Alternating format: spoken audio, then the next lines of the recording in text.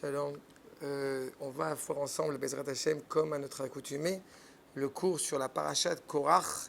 Et je voudrais essayer de voir avec vous peut-être les plus grands dangers qu'il y a dans la jalousie, qu'il y a dans le zèle. Je crois que c'est un des... Si on doit relever encore une fois, c'est un sujet qui est classique quand on touche la paracha de Korach. Mais il faut qu'on essaie vraiment d'essayer de comprendre comment est-ce que Korach a pu arriver à de telles ignominies. D'accord? On voit que, au bout du compte, ce qui nous est relevé par Rashi, d'après le Midrash, j'avais pensé vous donner des feuilles de Mekorot, mais en fait, je vais vous dire directement les Mekorot oralement. Ça simplifie un petit peu parce qu'on n'a pas beaucoup de temps jusqu'à Arvi, tout ça. C'est pour ça qu'aussi qu'on puisse avoir le temps. En tous les cas, voilà ce que nous dit le Midrash. Umar ra'a Korach lachlok im Moshe.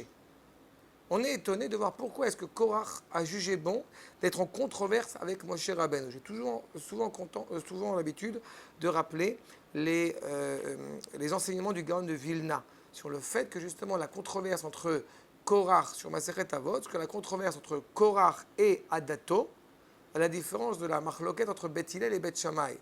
C'est-à-dire que au bout du compte, ce qui est inhérent à la controverse entre Beth Hillel et Beth Shammai, c'est leur recherche de la vérité. Alors que chez Korach, eh bien, au bout du compte, il n'est pas dans une controverse pour atteindre la vérité. Il est dans une controverse pour être dans la controverse. Donc il est en controverse quelque part avec lui-même.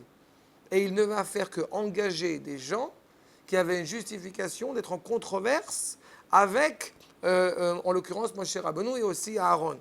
Des gens qui ont déjà un bagage qui est lourd chez eux. Donc ça va être Datan et Aviram. Ça va être 250 personnes de la tribu de Réhouven. C'est-à-dire des gens qui, encore une fois, ont perdu le droit d'aînesse, qui ont perdu le droit de royauté, donc qui avaient peut-être déjà un sentiment, une certaine hantise à l'égard de cette direction. Mais Korach, justement, il fallait quand même une certaine intelligence, une certaine grandeur pour arriver à ça. Korach a très bien cerné ce qui est en train de se passer.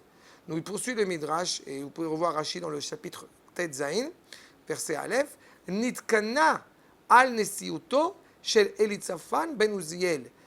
Encore une fois, il a trouvé totalement irrévérencieux l'élection de Elitzaphan ben Uziel, qui encore une fois, qui l'a nommé le dirigeant des enfants de Kehat, donc dans la tribu encore une fois de Lévi, c'est Moshe Rabbeinu lui-même, selon la parole d'Akadosh Baruch Hu.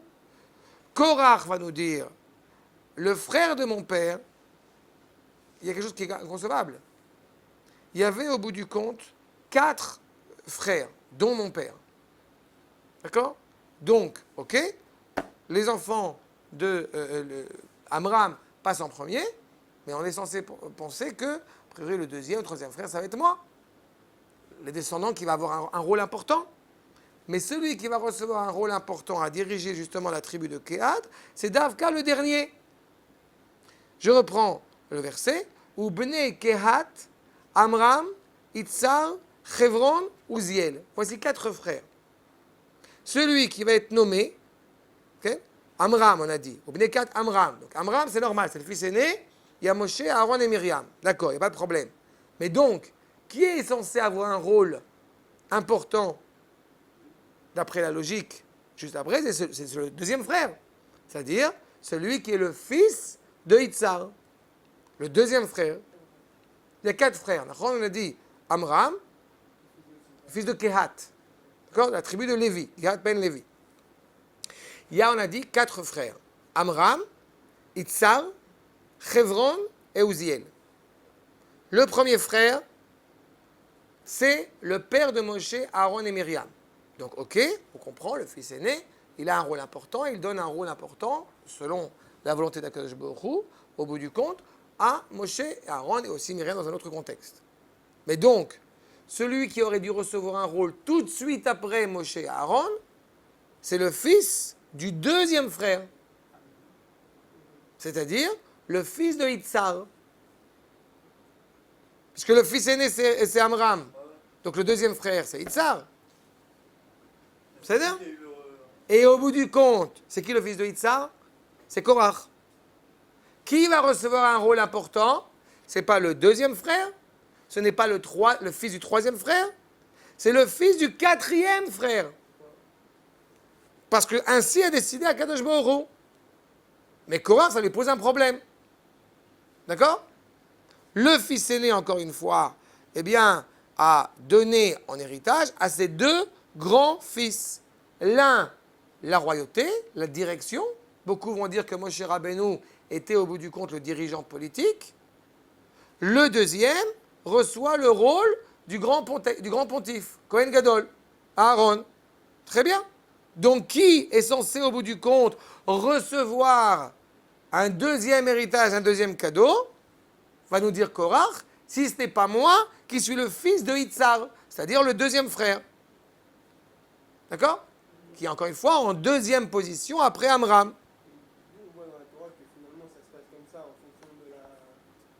Pourquoi Korach il a procédé c'est d'Ordéa, donc forcément. Encore une fois, c'est la cohérence de Korach. Je n'ai pas dit qu'on l'acceptait. Non. Surtout que, encore une fois, non, de prime abord, c'est comme ça que ça doit se passer. De prime abord, le premier, deuxième, troisième fils, quatrième fils. Le problème, c'est que cette nomination-là, elle n'a pas été nommée uniquement par Moshe Rabbeinu. Elle a été nommée par Akadosh Baruch Hu. Mais lui, encore une fois, a trouvé le prétexte pour pouvoir s'insurger contre Moshe.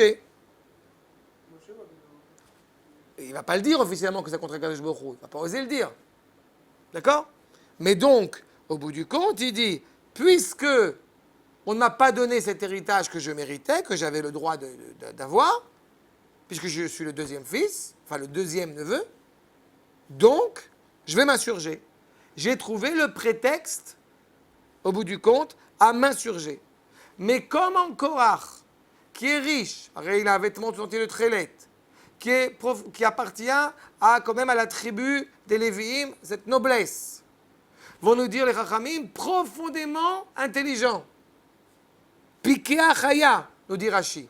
Comment est-ce qu'il a pu trébucher? Comment est-ce qu'il a pu voir cette bêtise aussi grande? Mais ça ne s'arrête pas là. Comment est-ce qu'il a pu voir cette bêtise aussi grande? D'autant que va poursuivre les Chachamim, le Midrash, en disant justement qu'il a vu que dans sa dynastie, qui va sortir? C'est le sujet de la Haftara, Shmuel. Comment est-ce qu'il a pu le voir? Vont nous dire les Chachamim, Roi HaKodesh. Il est animé par un souffle de sainteté. Donc, s'il est profondément intelligent, s'il a le roi HaKodesh, mais comment est-ce qu'il a pu tomber aussi bas? Quelle est la bêtise qu'il a fait trébucher de manière aussi dramatique? Et qui va l'encourager, au bout du compte, à convaincre, à être démagogique et à convaincre d'autres gens. Bon, bien, la réponse, elle est juste. La réponse, elle est toute simple. Et je vous renvoie à ce qu'on dit dans le traité de Avot, Maseret Avot. Rabbi Eliezer, Akafar Omer, Akina, Atava, Hakavod, Motzim et Adam mina olam. La personne, aussi intelligente soit-elle, aussi animée par une grande sagesse de Torah soit-elle, il n'empêche que, animée par la recherche de la jalousie, de l'orgueil, des pulsions, eh bien cela le sort du monde. Il ne peut pas voir le monde comme il se doit. Car va nous dire Rashi, Eino it eto. Son œil l'a trompé. Comment ça, son œil l'a trompé? Il a vu très bien la dynastie qu'elle allait en sortir. Le Kliakar relève ce que va dire Rashi, un enseignement exceptionnel. Il n'a pas dit Enav it ou to. Il a dit Eino it eto. C'est quoi? Son œil l'a tronqué, son œil l'a erroné. Par rapport à quoi? Qu'est-ce qu'il a fait? Pourquoi est-ce qu'il a fauté? De dire Rashi, Ve'ino et Teto. Son œil l'a trompé, mais on a deux yeux. L'homme va nous dire, le Kliakar a deux yeux. Un pour regarder autrui avec miséricorde et se regarder soi avec justice. Et qu'est-ce qu'il a fait? Eh bien, l'œil qui normalement était censé servir à observer autrui avec miséricorde, s'est transformé en dîne. Et étrangement, lui-même avec miséricorde. Donc en gros, il a été aveuglé. Par quoi a-t-il été aveuglé? Par la ta'ava, par le kavod et par la kina. C'est exactement ce qui se passe. Il se sort du monde. Il va être avalé par la terre parce qu'il n'a plus un regard cohérent. Ce regard est totalement aveuglé. À quoi a-t-il pensé quand, justement, il ose affronter Moshe Rabbeinu et Aaron? À quoi a-t-il pensé? À rien. S'il avait réfléchi, s'il avait pensé à ça, il aurait eu une parole mesurée. Mais il n'a pas réfléchi. Il a été animé au bout du compte par un instinct. Par un instinct bas, animalier, bestial. D'accord? Quand, encore une fois, l'homme réfléchit avant de sortir une parole, eh bien, il va d'abord prendre conscience que est-ce que cette parole est cohérente ou non? Est-ce qu'elle est juste ou non? Est-ce que cela vaille le coup que je le dise? Quel prix vais-je payer en prononçant une parole qui serait totalement erronée? Donc un homme aussi intelligent et aussi sage que lui peut tomber au bout du compte très bas. Et tout cela à cause d'une seule chose, l'orgueil. Et on a eu d'autres exemples dans l'histoire de notre peuple. Je vous renvoie encore une fois, c'est ce que vous l'avez étudié, avec Iftach, qui encore une fois ne mesure pas sa parole et qui dit la première chose qui sort d'ici, je la sacrifie envers Akadosh Baruch Hu. Et il est. Du coup, eh bien, Chaz v'chaïla, parce que on l'avait vu ensemble que ce n'est pas forcément vrai dans les actes, mais en tous les cas, il s'engage à sacrifier sa fille. Tout cela, encore une fois, par orgueil, par la recherche, encore une fois, de ce kavod. Que va dire au bout du compte Korach dans notre verset, notre paracha? Madoua itnasu ke'al Hashem. Comment est-ce que vous pouvez vous mettre au-dessus du peuple? Il dit cela à Moshe Rabbeinu. Vous comprenez que c'est totalement abject. L'orgueil t'empêche de voir la vérité. Il n'a pas dit ça à n'importe qui, il dit ça à Moshe Rabbeinu, connu pour être Aïsh Moshe Anav Meod Mikol Adam Asher al Pnei Adama, connu pour son humilité exceptionnelle. Lama titnasu, pour qui vous vous prenez? Mais tu parles à Moshe Rabbeinu. Il n'a pas su apprécier la grandeur de Talmid Chacham à sa juste valeur.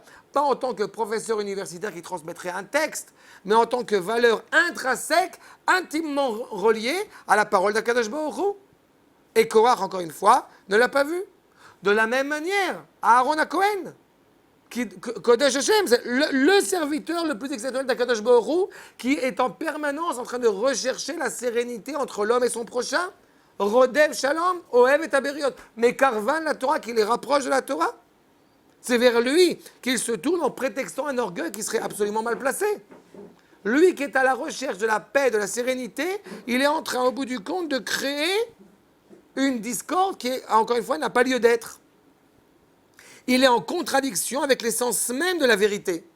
Et tout cela, encore une fois, renié, empêché, parce qu'il a été aveuglé par son orgueil. Alors évidemment, cela peut nous laisser quoi? Peut nous laisser quand même perplexes. Pourquoi est-ce qu'une parole aussi mensongère, eh bien, amène Moshe Rabbeinu, comme on dit, à Ipol al-Panav, à tomber à cause de la douleur de cette réalité? Si cette réalité est vraie, alors éventuellement on comprend la douleur. Mais comme nous savons pertinemment que cette réalité est absolument fausse et non avenue, pourquoi cette colère? Parce que cette colère, ce mensonge, ce qui est totalement contraire à la réalité, malheureusement, ce qui montre encore une fois la grandeur démagogique, la grandeur de la rhétorique de Korach, elle a une influence sur le peuple. Et cela est profondément douloureux.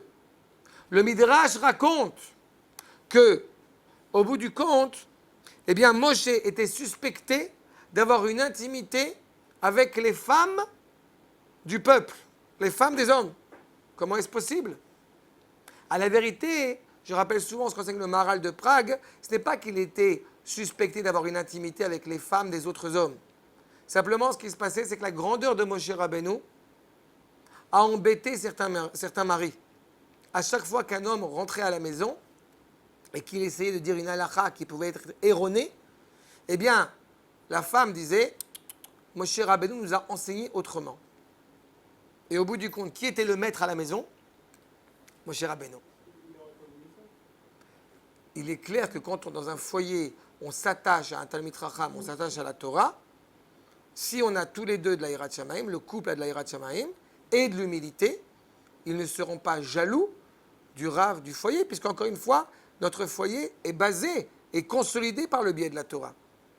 Donc ce n'est pas encore une fois, les femmes ont chas v'chaïla manqué de respect à leur mari, elles ont simplement rappelé ce qui consolide, ce qui est la base de leur foyer, c'est la Torah. Donc la Torah de Moshe. Et cette dimension de Korach, eh bien malheureusement, elle va affaiblir le peuple. Plutôt que de le renforcer, elle va l'affaiblir. Finalement, ce que Korach il a fait, c'était éveiller ce qui était un peu endormi chez certaines personnes. Ce qui n'était pas clair. Nachon. C'est toujours le même problème. Toute la démagogie passe par là. Maintenant, Il n'a ok. pas fait des discours qui... Oui, mais on peut avoir encore une fois une pensée qui est erronée, mais la reconnaître comme étant erronée. Et dans ce cas-là, on ne la prononce pas, on ne l'évoque pas. Oui, forcément, non, ce que je veux dire, c'est que c'était quelque chose Qui était sous-jacent. Dans le peuple, quoi. Oui. Dans le peuple, pas chez Korach uniquement, exclusivement. Oui, mais encore une fois, le peuple, par respect pour Moshe, n'aurait pas osé faire ce qu'il a fait. D'accord? Le fait qu'il y a Korach qui a pris les devants, Exactement. ça a libéré. Exactement. Et encore une fois, Baruch Hashem, comme il y a eu un danger, c'est pour cela qu'encore une fois, le peuple tout entier était en danger après la faute de Korach. Mais Baruch Hashem, seulement Korach, au bout du compte, eh bien, avec ses sbires, a été avalé. Les propres fils de Korach ont fait tchouva.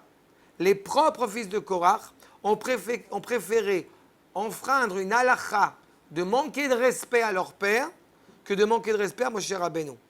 Oui, mais qu'est-ce qui s'est avéré au bout du compte? Grâce à cela, eh bien, ils ont été sauvés. Grâce à cela, leurs enfants, leurs descendants, a étudié la Torah à Bnei Brak, nous dit le Midrash.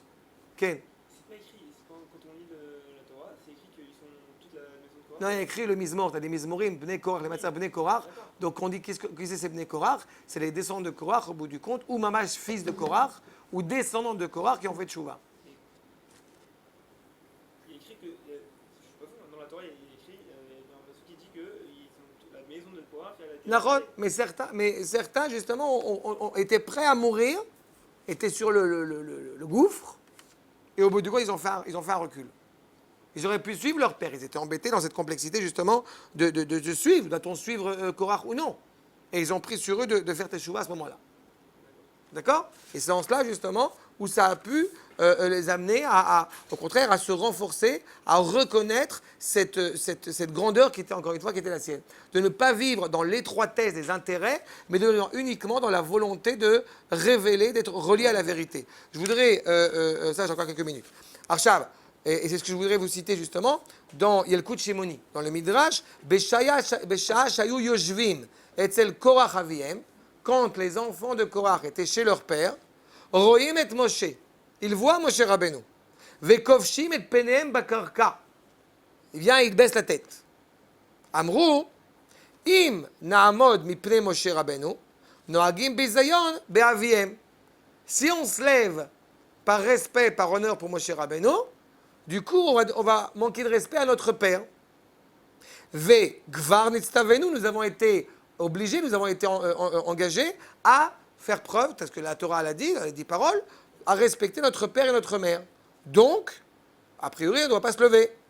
Maintenant, si on ne se lève pas, veim lo na'amod, gvar ketiv ipnei seva takum.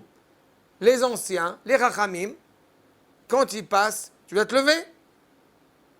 Qu'ont pris comme décision les enfants de Korach, ichlitu belibam, mutav shena'amod mipnei Moshe Rabbeinu. Il est préférable qu'on se lève pour Moshe Rabbeinu, afalpi shanu noagin bizayon be'avinu. Bien que du coup, ça nous amène à manquer de respect à notre père. Et bien, grâce à cela, au bout du compte, ils ont été sauvés. Ils ont fait preuve ils ont fait la tchouva. Comment ils ont pu penser que ça fait un bisaïen à leur père? En soi, Parce que le père s'oppose à Moshe. très bien, mais c'est dans votre Torah, il passe entre guillemets. Ah, bien c'est là, mais si jamais tu fais preuve de respect à ce moment-là, si jamais tu fais preuve de respect au grand Talmid Chacham, au bout du compte, tu vas contredire ton père devant lui. Tu as raison, sur le fond, ils ont eu raison de faire ce qu'ils ont fait. Dans la Torah, on sait très bien qu'il y a un gvoul entre Naoui. Par exemple, que si un père il demande à son fils de faire l'éclairage, forcément. Tu as tout à fait raison. Mais tu as tout à fait raison. Tu as tout à fait raison, sauf que, encore une fois, ici, ce sont deux mitzvot qui sont, j'ai envie de dire, qui sont cohérentes quand elles sont normales l'une avec l'autre. De respecter son père et de respecter le Talmid Chacham. Mais quand il y a une opposition, ils n'ont pas su de prime abord quoi faire. Aujourd'hui, est-ce qu'on peut poser une question Non. Si aujourd'hui il y a un rave qui n'est pas vraiment d'accord avec un père qui n'est pas vraiment d'accord avec un rave et les enfants sont présents, le rave passe, est-ce que l'enfant doit se lever ou pas? Il faudra essayer, dans la mesure du possible, de trouver, c'est rarement une situation aussi dramatique que celle de Korach, Baruch Hashem. Mais il faudra, dans ce cas-là, essayer de trouver une situation pour essayer d'arrondir les angles. En général, le Talmid Chacham a cette délicatesse d'essayer d'arrondir un petit peu les angles pour arranger la relation, qu'il n'y ait pas de malentendu, qu'il n'y ait pas de malaise. Mais parfois ça marche, parfois ça ne marche pas. C'est vrai. Mais il est clair que le fils qui va en plus se marier, et il est clair qu'il doit, au bout du compte, le fils, la personne qui va faire développer le monde dans lequel il souhaite évoluer, si c'est je n'aime pas ce Chacham parce que je préfère tel Chacham, c'est une chose. Si je n'aime pas ce Chacham parce que je n'aime pas la Torah, c'est encore autre chose. Tu comprends? Là, la problématique de Korach, c'est qu'elle n'était pas non plus, elle n'était pas seulement tournée, au bout du compte, bon, c'est mon cher Anou, donc c'est le plus grand rave de tous les Israël, j'ai envie de dire, mais elle n'était pas seulement tournée contre un rave quel qu'il soit, elle était tournée contre la Torah en elle-même. D'accord? C'est tout le problème de l'humilité, justement. Comme on a dit, s'il avait simplement réfléchi à ce qu'il dit, il ne serait pas tombé dans cet écueil. D'accord? Et à chaque fois qu'on est confronté de toute façon à un défi, tant qu'on a ce visage du Père, de la Torah, justement, devant soi, eh bien cela, justement, nous préserve. Ce n'est pas un hasard si Korach, il est Ben Itzar. C'est quoi Itzar? Itzar, a priori, c'est le même sens que le mot shemen. C'est la graisse, c'est l'huile. D'accord? Et pourtant, c'est quoi la différence entre les deux? L'huile, c'est à la fois l'évocation, justement, de la matière, du rapport à la matière. Et Itzar, ce n'est pas seulement cette huile qui va servir, justement, à s'engrossir, j'ai envie de dire, c'est aussi ce qui va permettre d'éclairer. Donc, si ton rapport à la réalité provient d'une volonté d'éclairer le monde, et que c'est profondément enraciné dans l'humilité, alors ce sera une bracha. À l'inverse, si tu n'as pas ce visage du Père, si tu n'as pas ce visage de la Torah, quand justement tu évolues, eh bien malheureusement ça va te faire trébucher. C'est ça tout le problème. Et parfois on étudie, et on n'est pas conscient, encore une fois, de ce qu'on est en train de construire. Et puis ça se découvre quelques années après. Je voudrais vous citer ce que dit le Rav dans Oroth. Vekol mi she'oseh et a mitzvot kulan ou marzik betorah belorifion. Tout celui qui s'applique à accomplir les mitzvot et que, au bout du compte, eh bien, il est attaché à la Torah sans faillir, sans faiblir. La force vitale, koach hachaim, sheu ganuz beisot hamei Torah, oseh bo et shelo. Je ne comprends pas suffisamment ce que je suis en train d'étudier. Je ne comprends pas la grandeur que je suis en train d'étudier. Mais j'étudie sans relâche. Je fais cet effort-là. Eh bien, la force de la Torah va t'animer. Le dioukan chez là-bas. Tu veux être relié à Kadosh Baruch Hu, assis-toi au Beth Midrash et étudie. Même si tu ne sens pas encore au plus profond de toi cette flamme qui brûle et qui va éclairer le Hitzar, il n'empêche que la force de la Torah va t'aider. Nous poursuit le Rav. Afalpi, sheinenu margish, bet asiya ve'alimud, bien qu'il ne ressente pas cela au moment où il étudie, au moment où il est en train d'agir dans la parole de la Torah. Kol tosefet koach gashmi or ruchani bekirbo. Même si en son fort intérieur, eh bien, il n'a pas le sentiment au bout du compte d'évoluer à la fois physiquement et spirituellement. Eh bien, il n'empêche que, malgré tout, quand cette anava, quand cette humilité est clairement présente, chaque ajout de force, chaque attachement, chaque effort qu'il va fournir, cela va renforcer, va revigorer cette vitalité qui est en lui. Poursuit le Rav et je termine avec cela. Ou bechol et matzah shekoach chaim darush leitgalut. La force vitale exige de se révéler, exige d'éclairer.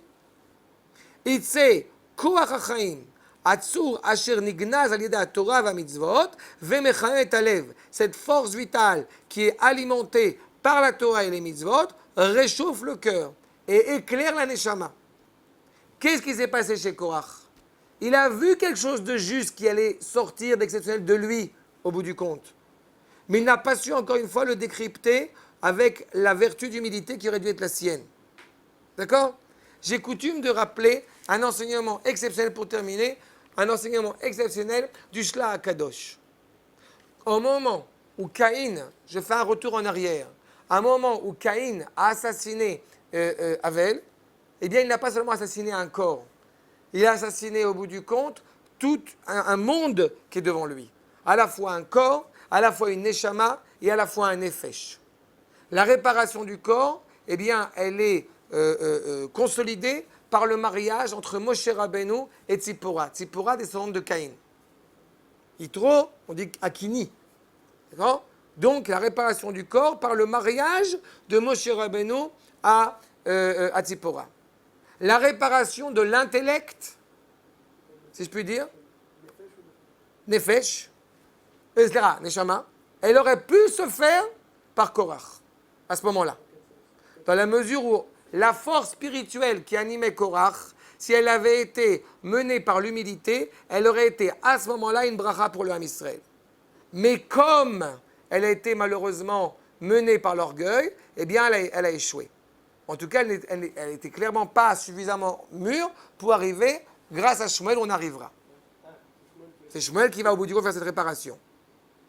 Et enfin, le dernier, la réparation du Nefesh, l'harmonie des deux, cela se fera au bout du compte par le Mashiach.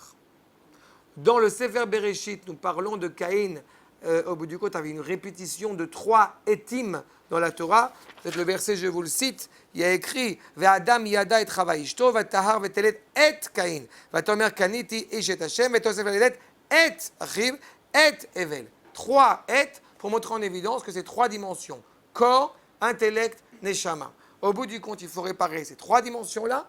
Le corps par le biais de Moshe, la neshama éventuellement par Shmuel, d'accord ? Et enfin, le Mashiach qui va réunir les deux. D'accord ? Eh bien, cela est déjà inscrit dans le verset de la descendance de Caïn, où il y en a un qui s'appelle justement, c'est très intéressant, Kishivatayim, dans la dimension du 7, de la sérénité du monde. Kishivatayim, Yukam Caïn. C'est quoi Yukam ? C'est un prénom. D'accord ? Yukam, c'est au bout du compte 3 lettres. D'accord ? Yud, Kuf, Mem. Yitro, Korach, Mashiach. Les 3 au bout du compte vont être réparés. L'échec de Korach, c'est de ne pas avoir réussi à ce moment-là à réparer. Mais la réussite, c'est que justement les enfants de Korach vont être emplis de Torah et que le Mashiach, et que justement la descendance de Korach, Shmuel, qui est le fondateur de la royauté hébraïque. Le dernier discours, c'est ce qu'on va lire, vous pourrez le voir sur les réseaux sociaux, parce que maintenant, eh bien, le fondateur, au bout du compte, du royaume, de l'entité politique en Israël, c'est le dernier discours de ce Shabbat, c'est Shmuel, c'est justement celui qui va réparer l'erreur de Korach. De ne pas voir au bout du compte le corps comme distinct de la Neshama ou la Neshama comme distinct du corps, mais comme nécessaire pour réaliser le Nefesh, cette entité politique qui est animée par la Torah en Eretz Israël. C'est clair ? Shabbat Shalom.